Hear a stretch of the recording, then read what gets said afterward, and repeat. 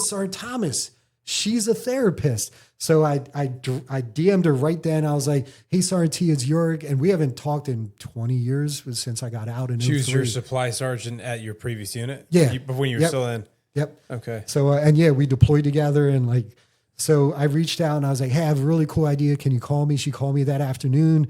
I told her exactly what happened. And she was like, that's really cool. I would love to.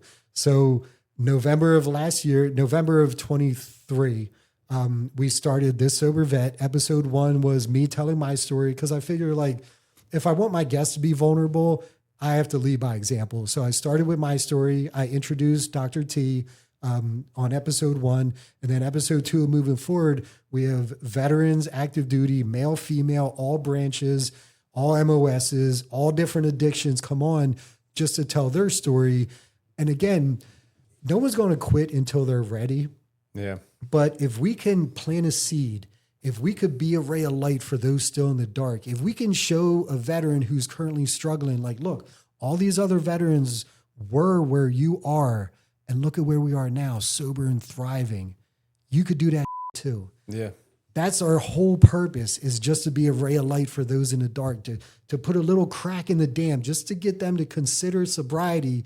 Because I guarantee you, if you're on the path where I was on, it's only a matter of time till prison or death. And if you don't want to end up in those places, you got to try sobriety.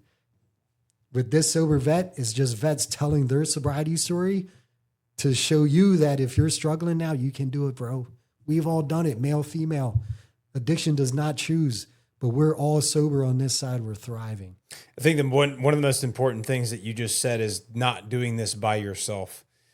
That's I think that's probably the single most important. Not that everything else wasn't, right, but for people that are desperately wanting help or wanting to change their life or wanting to quit, but they just don't know how. Mm-hmm. You need a support network. 100%. That's a reason why AA and NA and all these other organizations have worked for so long. AA specifically. Yep. NA, it's kind of like a little bit wishy-washy. I mean, I've seen some people that have been very successful with it, but I've seen a lot more success from people that were at AA. Mm-hmm. I don't know why that is. That's just from my limited exposure to it with people that I know. But right. Part of the reason why that stuff is so successful is because there's other folks that have shared experiences that you meet up with every day, mm-hmm.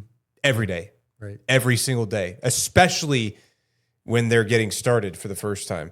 That's the most important part, because especially if they're anything like what you're